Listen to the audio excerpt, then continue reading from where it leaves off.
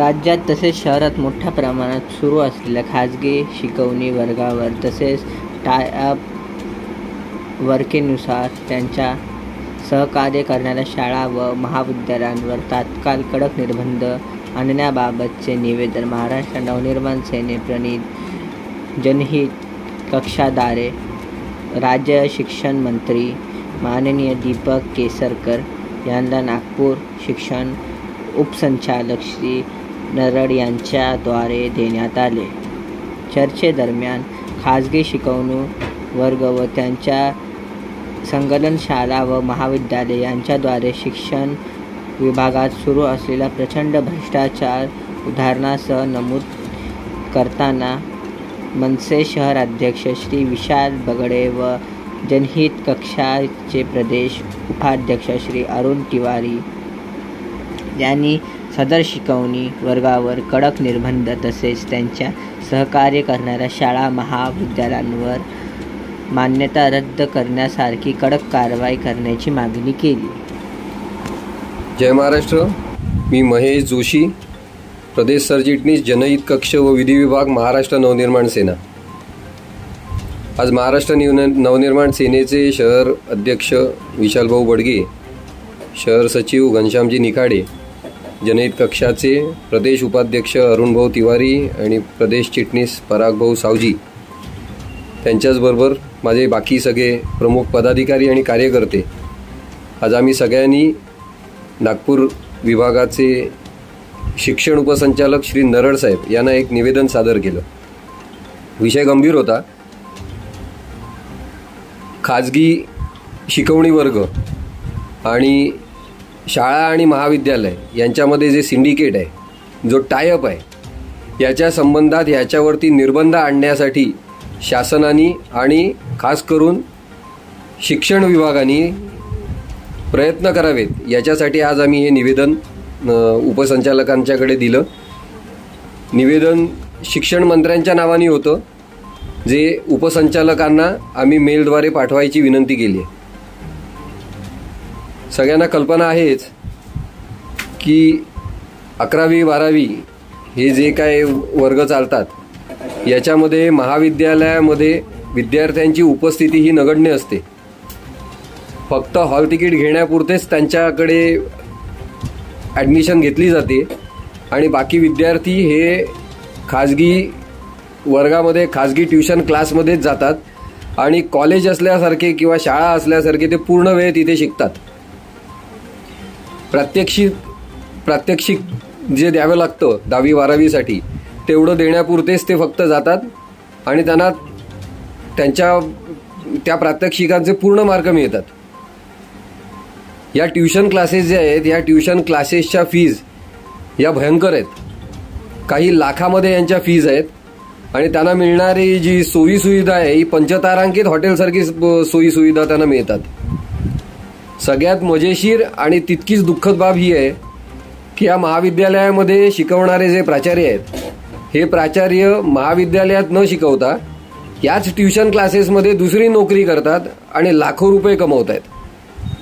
याच्यावरती सरकार किंवा शिक्षण विभागाचा कोणताही निर्बंध नाही आहे किंवा त्यांच्यावरती कोणत्याही प्रकारचं रिस्ट्रिक्शन या शिक्षण विभागाकडून दिलं जात नाही.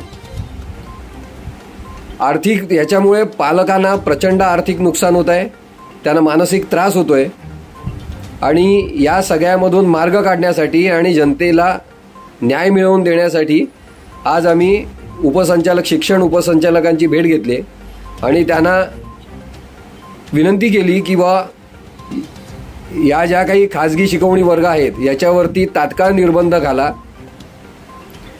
जी महाविद्यालये आहेत, जी फक्त नावापुरती विद्यार्थ्यांना प्रवेश देतात, ॲडमिशन देतात, यांच्यावरती तुम्ही निर्बंध घाला आणि सामान्य नागरिकांना, सामान्य पालकांना आर्थिक नुकसानापासून वाचवा. उपसंचालकांनी सुद्धा सकारात्मक दृष्टिकोन दाखवत तात्काळ त्यांच्या विभागातल्या संबंधितांना बोलवून आम्ही दिलेलं निवेदन हे शिक्षण मंत्र्यांच्याकडे पाठवण्यासाठी निर्देश दिले. चर्चेदरम्यान आम्ही त्यांना एवढंही सांगितलं की बा तुम्ही तुमची एक फ्लाइंग स्क्वॉड निर्माण करा. अचानक तुम्ही तुमच्या या सगळ्या महाविद्यालयांमध्ये माणसं तुमचा जो फ्लाइंग स्क्वॉड आहे तो पाठवा आणि तिकडची वस्तुस्थिती काय आहे त्याच्यावरती तुम्ही अभ्यास करा.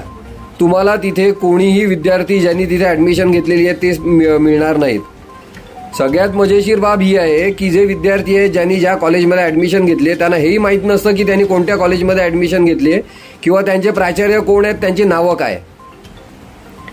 ही अत्यंत दयनीय परिस्थिती आहे. महाराष्ट्रासारख्या प्रगत राज्याला अशा प्रकारे हे शिकवणी वर्ग हे जर का फसवणूक करत असतील तर ही अत्यंत दुःखद बाब आहे. आणि महाराष्ट्र नवनिर्माण सेनेच्या जनहित कक्षाने हा मुद्दा हा घेतलेला आहे.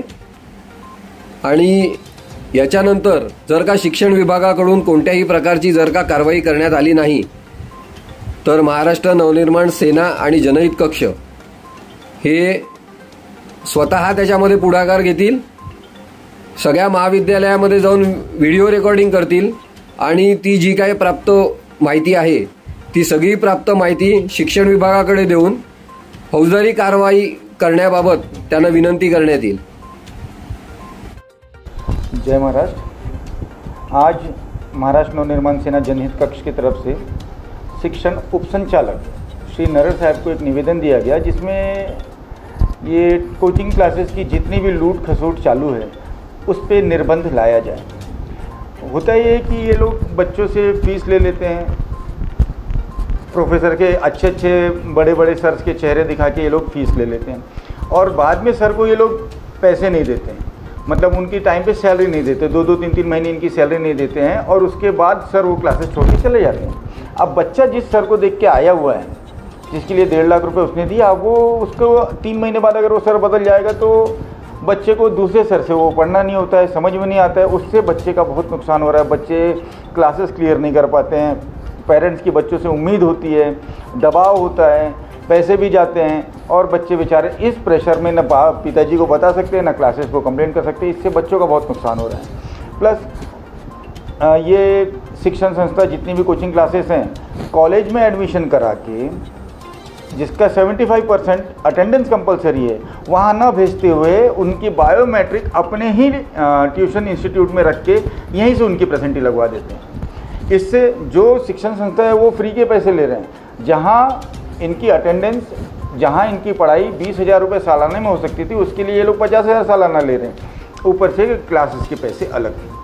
और ये भी गारंटी नहीं है कि हर बच्चा उसमें पास होगा. तो बच्चे का जो मानसिक छल हो रहा है, हम लोग उसको लेके निवेदन शिक्षण संस्थान को दिए हैं, उपसंचालक को.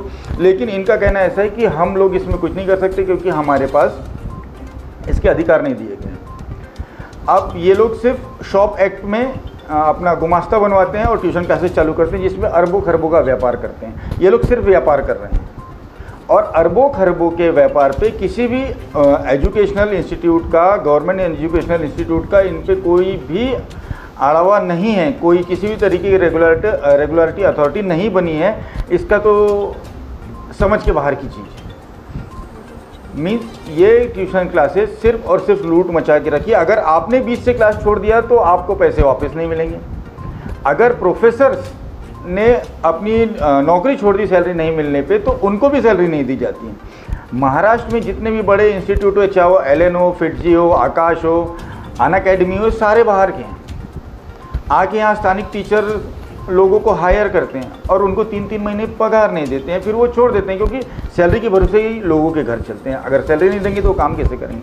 उनकी शक्लें दिखा के बच्चों को बुलाया जाता है और बाद में वो सर चले जाते हैं. मतलब उन्होंने हमारे स्थानिक लोगों के सर जो प्रोफेसर होते हैं उनसे भी छल किया, बच्चों से भी छल किया और उनके अभिभावकों से भी छल किया. हर तरफ से इन्होंने अपना लूट के पैसा अपने पास जमा किया और कोई मांगेगा तो पैसा मिलेगा नहीं. हाल ही में फिटजी के सामने इसके लिए अभिभावकों ने आंदोलन किया था. इसके लिए हम यहाँ से अभी पूना जाएंगे, जो वहाँ के एजुकेशनल कमिश्नर हैं उनको एक लेटर देंगे. उसके बाद सम्मानीय साहब से, किशोर साहब शिंदे से बात करके वो बात आगे बढ़ाई जाएगी. केसरकर साहब के पास जाया जाएगा और इस पर एक रेगुलेशन अथॉरिटी बननी चाहिए. उसके लिए हम आगे प्रयासरत रहेंगे. और अगर ये नहीं हुआ तो फिर मन से अपने अंदाज में अपने स्टाइल से पूरा काम करेंगे, ये तो सारे लोग जानते हैं। जय हिंद, जय महाराष्ट्र।